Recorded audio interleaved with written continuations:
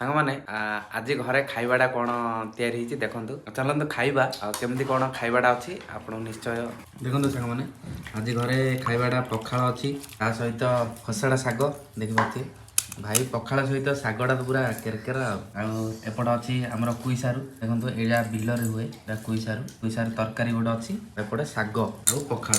ଏ ଭାଇ ଭାଇ ଖାଇବାଟା ପୁରା ଅଲଗା ପ୍ରକାର ମଜା ଭାଇ।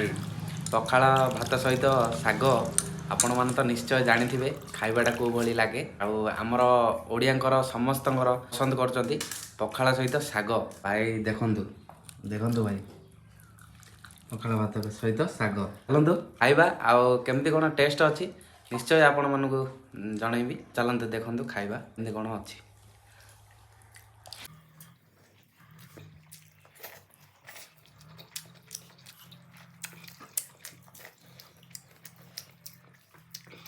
ଶାଗଟା ମସ୍ତ ଅଛି ଭାଇ।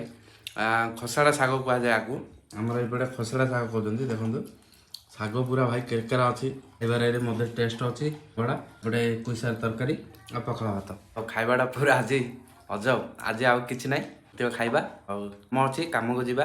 ଏମିତି କିଛି ଖାଇବାଟା ଆଉ ଟେଷ୍ଟ ଅଛି, ବନେଇଛନ୍ତି ଆଉ ଘରେ। ଆଉ ଭିଡ଼ିଓଟି ଭଲ ଲାଗିଥିଲେ ଲାଇକ୍ କମେଣ୍ଟ ସେୟାର କରିବେ। ନୂଆ କରି ଯଦି ମୋ ଭିଡ଼ିଓ ଦେଖୁଥିବେ ନିଶ୍ଚୟ ମୋତେ ଫଲୋ କରିବେ, ମୁଁ ମଧ୍ୟ ଆପଣଙ୍କୁ ସପୋର୍ଟ କରିବି। ଆଉ ରହିଲି, ଥରେ ଗୋଟେ ଭିଡ଼ିଓରେ ଆପଣମାନଙ୍କ ସହିତ ଦେଖା ହେବି। ରହିଲି, ଜୟ ଜଗନ୍ନାଥ।